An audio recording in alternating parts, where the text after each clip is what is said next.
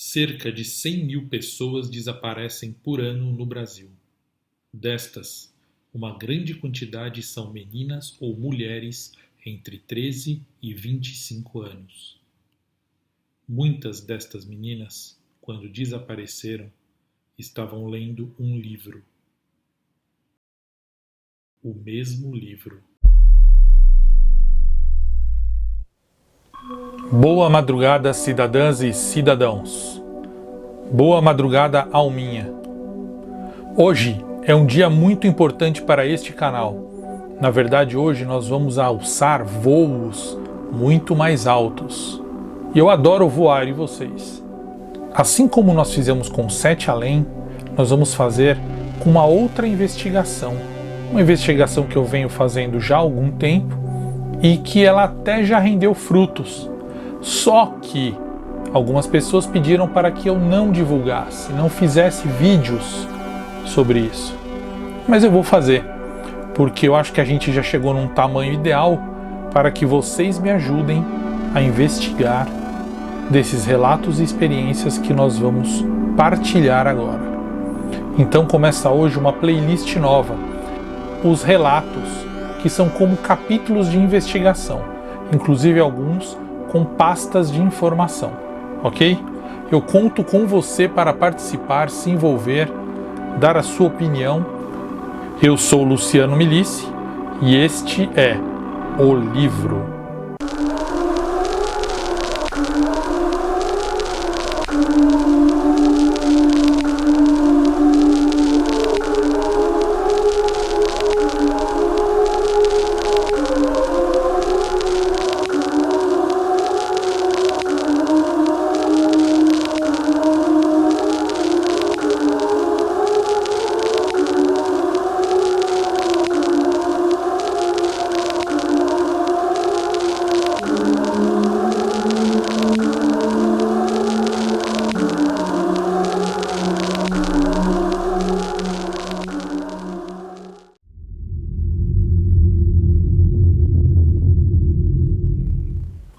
A misteriosa condição que me aproximou dessa história. O relato a seguir não é de minha autoria. O coautor, porém, está desaparecido, conforme a mídia insistentemente noticia. Já é de conhecimento público que eu fui proibido de anexar cópias das reportagens e entrevistas relativas a este caso. Segundo orientações do próprio, eu poderia fazer o que eu bem entendesse com esses escritos. Por isso eu decidi fazer esses vídeos. Há quem leia e ouça e veja e diga que esse foi o maior erro que eu cometi e que eu acabei de contribuir com as forças malignas que prejudicaram meu bom amigo, o professor Corso Pérez. Este nome e os demais nomes das pessoas foram mudados para proteger a verdadeira identidade dos envolvidos. Outros, e eu me somo a estes em opinião, acreditam que a terrível história a seguir não passa somente de um relato aterrorizante no qual tudo se encaixa de maneira extremamente assustadora, cuja origem é uma mente doente e desconexa da realidade. Cabe a você, assinante, inscrito deste canal, decidir, após ver os 30 vídeos, no que prefere acreditar. Eu conheci o professor Corso Pérez ainda na minha escola, quando eu era criança. Nós estudamos juntos, mas nós nunca fomos melhores amigos. Ele sempre foi o mais alto e mais forte aluno da minha escola. Inclusive um dos únicos negros do colégio. Parece absurdo, mas nos 13 anos em que eu estudei na mesma instituição, eu vi apenas 4 alunos negros vestindo o nosso uniforme. E dentre eles, apenas Corso Pérez foi meu colega de turma. A maioria dos alunos era de descendência oriental, e mesmo eu, que tenho parentes na Itália, pertencia a uma minoria. Depois que nos formamos, eu reencontrei Corso apenas uma única vez. no dia 27 de novembro de 2012, data do lançamento do meu livro A Página Perdida de Camões, em São Paulo. Não havia convidado ele pelo simples fato de eu não ter mais nenhum contato, e eu até estranhei a presença dele ali, mas eu atribuí a presença dele à grande divulgação que eu fiz nas redes sociais na época. Ainda assim, o que causou maior estranheza para mim e para a maioria dos presentes foi a sua terrível aparência. Ele estava descuidado e sujo ao extremo. Parecia saído de uma guerra. Ele usava roupas imundas e rasgadas. Ele tinha manchas e feridas em todo o corpo. Sua barba e seu cabelo emaranhavam-se em bolotões confusos e encebados.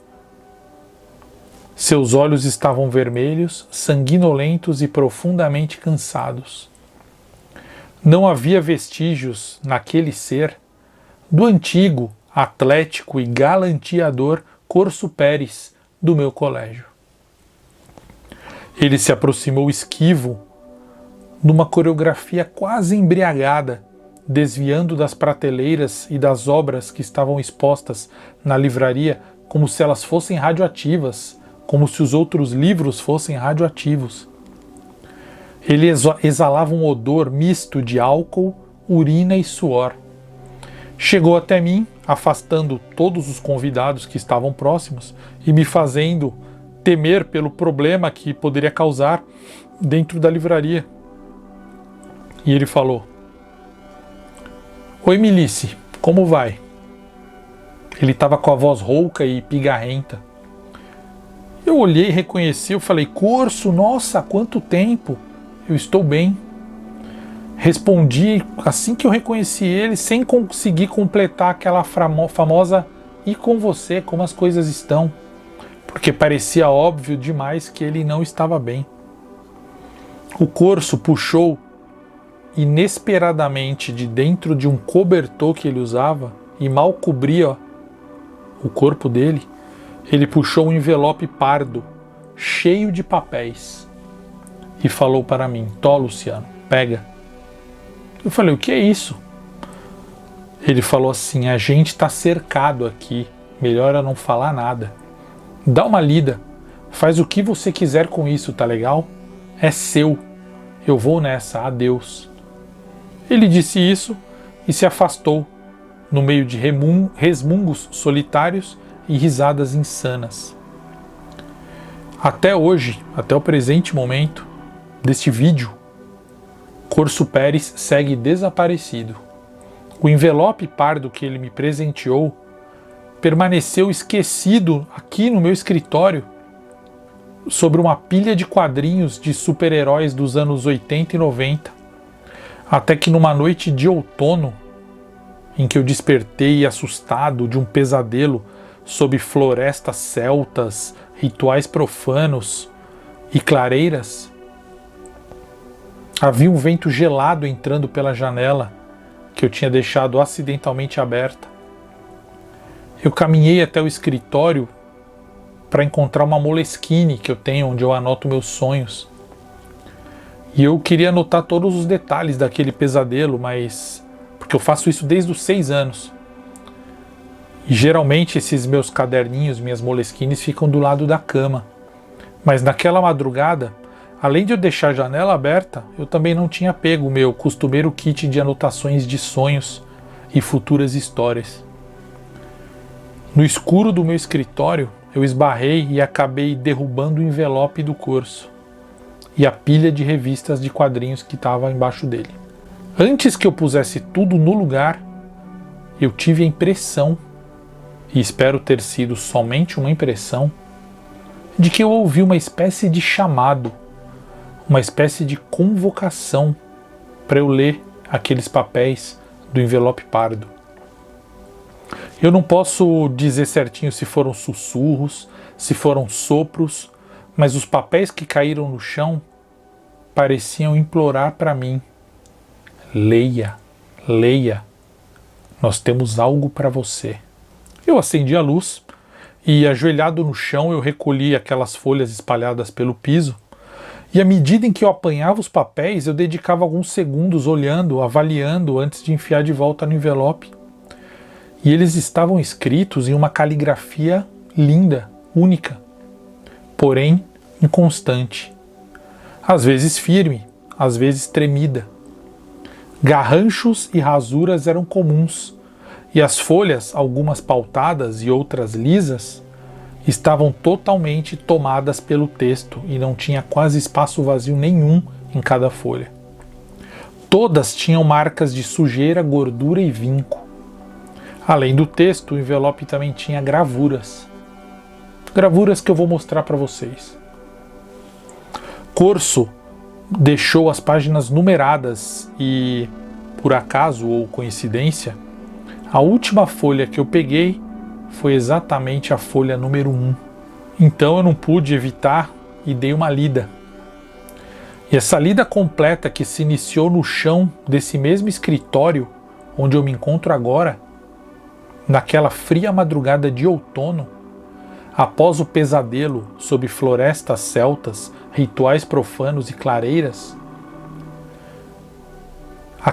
aquela leitura que começou naquele dia terminou na manhã seguinte, porque eu terminei de ler todas as folhas na manhã seguinte. Eu estava com febre, eu estava empolgado, eu não conseguia dormir. Decidi reescrever o texto que o Corso deixou no envelope, alterando o mínimo possível para que a história se tornasse pública por meio de livro e de vídeo, do jeito que o meu colega concebeu, da mesma maneira. Eu mantive as ilustrações na ordem que ele colocou. Fiz bem? Uma pequena parte dos leitores e dos ouvintes desta experiência, escolhidos por mim, chegaram a reclamar de alucinações auditivas e visuais. Caso você seja uma dessas pessoas, caso você seja realmente muito impressionável, sugiro que você cesse este vídeo neste ponto. Não sei. Eu sempre fui grato aos livros, mas depois dessa narrativa eu sinto que eles agora é que são gratos a mim. Você vai entender o que eu quero dizer. Eu confesso, inclusive, que às vezes, em minhas piores noites de delírio, eu tenho a impressão que eu ouço os livros me agradecerem.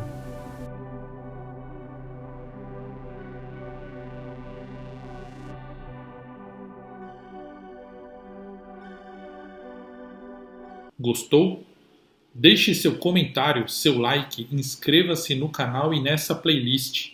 Semana que vem, uma nova página aterrorizante espera por você.